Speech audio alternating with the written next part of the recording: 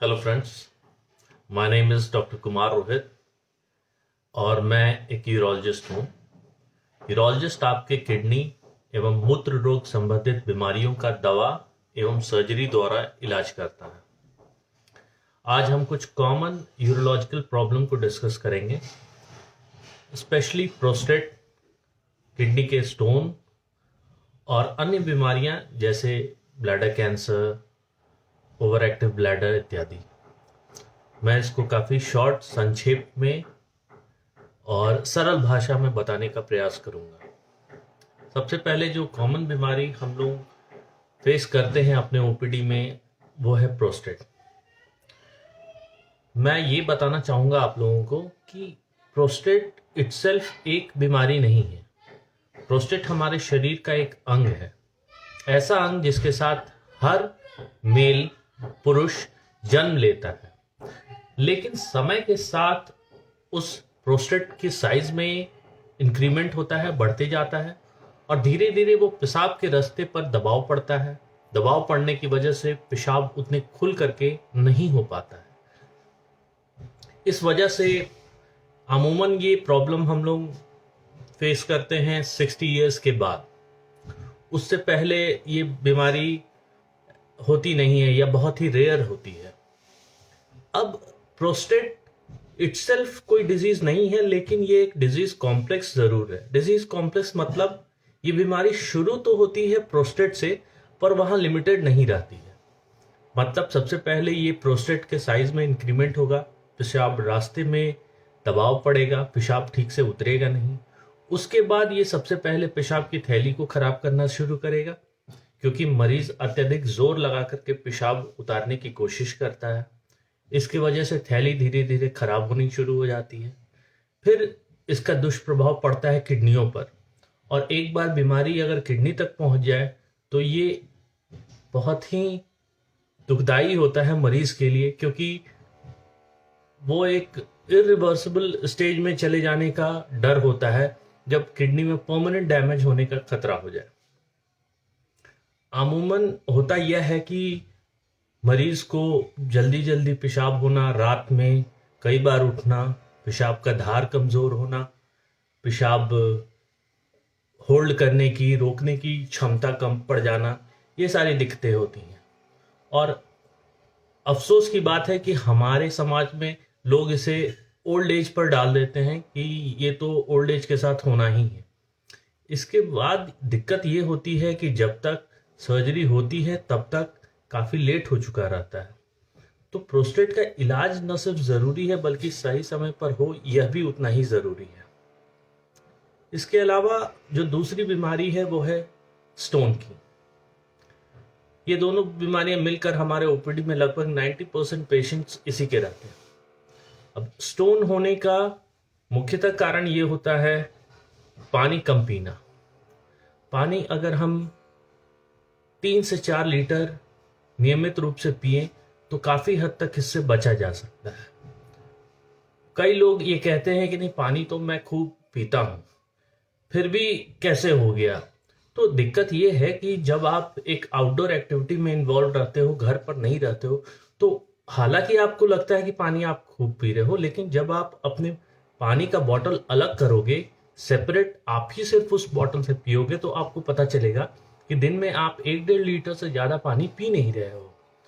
तो हमें इस बात का ध्यान रखना होगा कि अगर हम घर पर नहीं रहते हैं तो भी अपने साथ बॉटल कैरी करें, या फिर पानी किसी भी माध्यम से साफ पानी पीते रहें।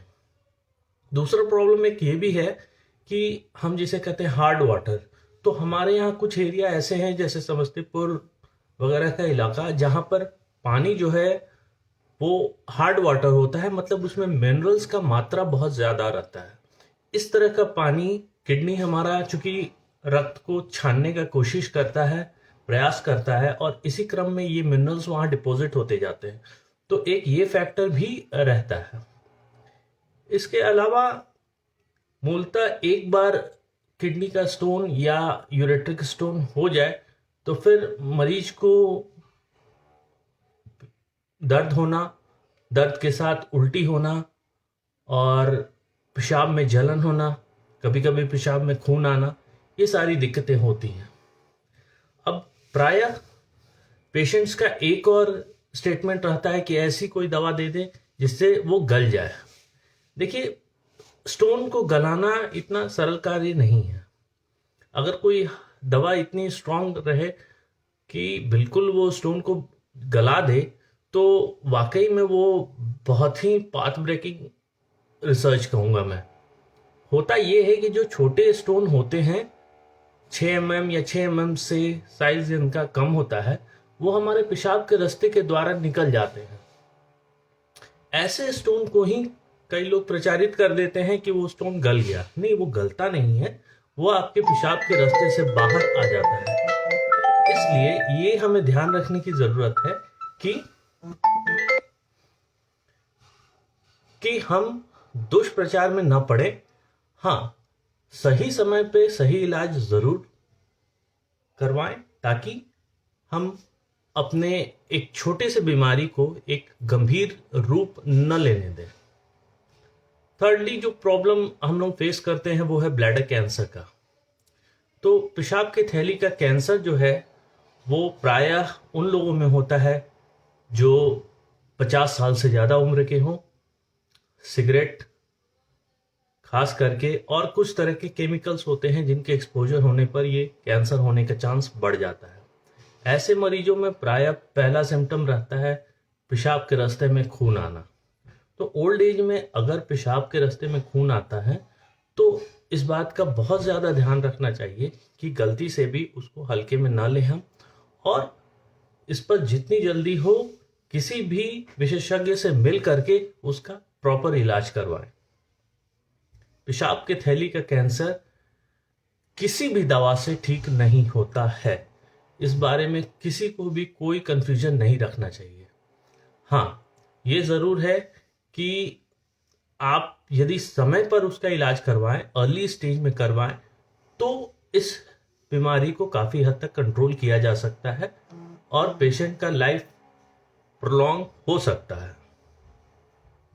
इसके अलावा एक और बीमारी जिसको मैं जिक्र करना चाहूँगा वो है ओवर एक्टिव ब्लैडर, जिसे अतिक्रियाशील ब्लैडर भी कहते हैं। इसमें मरीज को बार बार पेशाब होना, कपड़े में पेशाब होना, बिस्तर पर हो जाना, ये सारी दिक्कतें रहती हैं। यह भी बीमारी औरतों में या पुरुषों में, दोनों में हो सकती है, और हमें ये ध्यान रखने की ज़रूरत है कि इस बीमारी को भी लाइलाज न समझा जाए। अगर उचित रूप से लंबा इलाज जरूर चलता है, लेकिन अगर उचित रूप से इलाज किया जाए तो ये बीमारी पूरी तरह से कंट्रोल हो सकती है। इसके अलावा कुछ एक और ऐसी बीमारियां हैं जो इन्फेक्शन से रिलेटेड होते हैं, यूटीआई वगैरह, जो कि यूटीआई हम लोग काफ़ी कॉमनली औरतों में देखते हैं, और इसके कुछ अपने कारण हैं। जैसे औरतों में पेशाब का रास्ता छोटा होता है और वो हमारे मल द्वार के काफ़ी नज़दीक होता है, जिससे कि मल से इन्फेक्शन ट्रांसफ़र हो जाता है मूत्र रास्ते में, और इस वजह से बार बार उन्हें इन्फेक्शन होता है। तो वैसे में सबसे ज़रूरी है प्रॉपर हाइजीन का मेंटेनेंस और प्रॉपर एंटीबायोटिक, प्रॉपर हाइड्रेशन, यानी पानी खूब पीना। आज के लिए मैं इतना ही बोलना चाहूँगा। अगर आपकी कोई प्रश्न हो तो प्लीज़ पोस्ट करें, I will reply. Thank you.